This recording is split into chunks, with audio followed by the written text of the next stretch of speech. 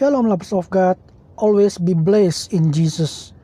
Saya berdoa kita semua dalam keadaan baik-baik saja, tidak kekurangan hal yang baik dalam Yesus Tuhan kita. Amin lovers of God. Kali ini kita akan sama-sama merenungkan tentang dua iman penghasil mujizat. Kita akan sama-sama merenungkan dari kisah Elia dan janda Sarfat. Mujizat Elia dan janda Sarfat ini Tuhan adakan untuk memelihara kehidupan baik Elia maupun janda Sarfat itu sendiri. Mari kita pelajari lebih lanjut bagaimana mujizat ini terjadi. Kisah Elia dan janda di Sarfat adalah kisah yang unik, lovers of God. Kenapa? Karena Sarfat itu berada di wilayah Sidon, suatu wilayah di luar wilayah teritorial orang Israel. Hal ini membuktikan bahwa di sini pun Tuhan tetap memperhatikan dan dapat menyatakan mujizatnya. Sarfat itu punya arti tempat pemurnian atau tempat ujian. Di Sarfat Tuhan menguji iman siapa? Di Sarfat Tuhan sedang menguji iman seorang janda miskin dan juga iman Elia hambanya. 1 Raja-Raja 17 ayat yang ke-9 berkata, "Bersiaplah pergi ke Sarfat yang termasuk wilayah Sidon, dan diamlah di sana. Ketahuilah aku telah memerintahkan seorang janda untuk memberi engkau makan." Dari sini kita ketahui bahwa Tuhan sedang menguji iman Elia. Ketika Tuhan suruh Elia ke Sarfat dan menemui seorang janda pula, maka Elia sadar bahwa Tuhan sedang berurusan dengan dirinya. Elia Tuhan suruh ke wilayah yang artinya tempat pemurnian atau tempat yang artinya tempat ujian, dan bertemu seorang janda pula.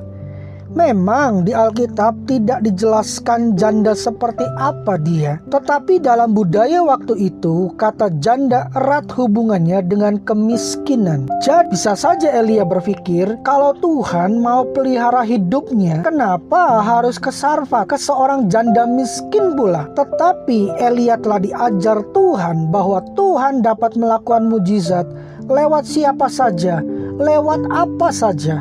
Bahkan lewat burung gagak pun Tuhan bisa kirim makanan buat Elia. Elia pun sadar bahwa Tuhan pun sedang berurusan dengan janda di Sarfat tersebut. Elia sadar dengan dia memenangkan ujian imannya, maka ia dapat menolong janda di Sarfat tersebut. Dan Elia pun memang menang atas ujian imannya. Apa buktinya? 1 Raja-Raja 17 ayat yang ke-10 mencatat, "Sesudah itu ia, yaitu Elia, bersiap lalu pergi ke Sarfat. Setelah ia sampai ke pintu gerbang kota itu, tampaklah di sana seorang janda sedang mengumpulkan kayu api. Ia berseru kepada perempuan itu.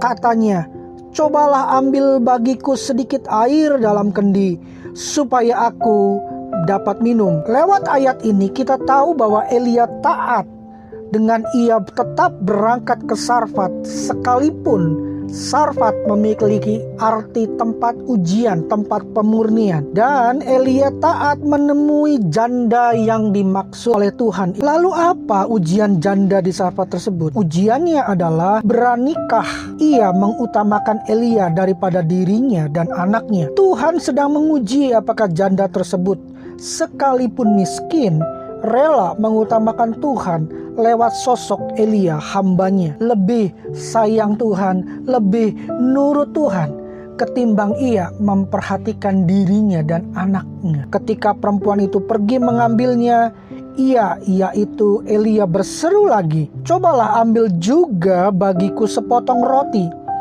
Perempuan itu menjawab, "Demi Tuhan Allahmu yang hidup, sesungguhnya tidak ada roti padaku sedikit pun, kecuali segenggam tepung dalam tempayan dan sedikit minyak dalam buli-buli.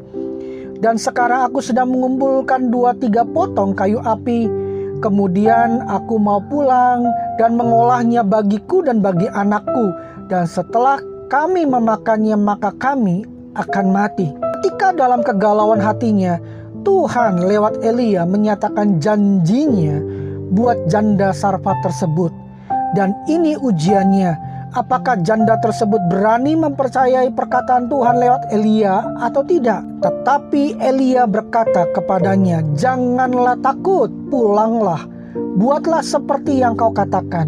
Tetapi buatlah lebih dahulu bagiku sepotong roti bundar kecil daripadanya. Dan bawalah kepadaku, kemudian barulah kau buat bagimu dan bagi anakmu. Sebab beginilah firman Tuhan Allah Israel, tepung dalam tempayan itu tidak akan habis, dan minyak dalam buli-buli itu pun tidak akan berkurang, sampai pada waktu Tuhan memberi hujan ke atas muka bumi." Demikian 1 Raja-Raja 17 ayat 13-14 mencatatnya. Nah, lovers of God, ini pelajarannya. Janda Sarfat tersebut bisa saja menganggap itu hanya bualan Elia, tetapi dia tetap taat percaya perkataan Tuhan lewat Elia. Janda Sarfat pun lulus ujian imannya. Lalu pergilah perempuan itu dan berbuat seperti yang dikatakan Elia. Maka perempuan itu dan dia serta anak perempuan itu mendapat makan beberapa waktu lamanya.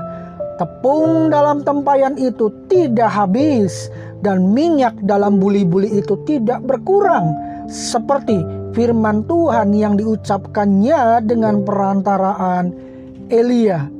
1 Raja-Raja 17 ayat 15-16 mencatatnya. Nah, lovers of God, Elia menang terhadap ujiannya, terhadap ujian imannya, karena Elia percaya dan taat tetap pergi ke Sarfat dan menemui seorang janda miskin di sana untuk memelihara hidupnya selama masa kekeringan, seperti perintah Tuhan.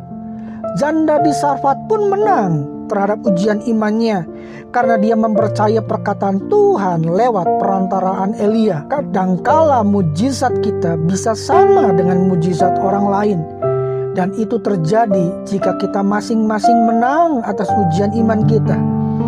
Kita tidak mengandalkan pikiran dan pengertian kita sendiri, melainkan kita percaya dan tetap berpegang pada perkataan Tuhan. Ingat ini, seberapa kita mempercaya perkataan Tuhan, sebesar itulah mujizat yang kita terima. Haleluya, haleluya, haleluya.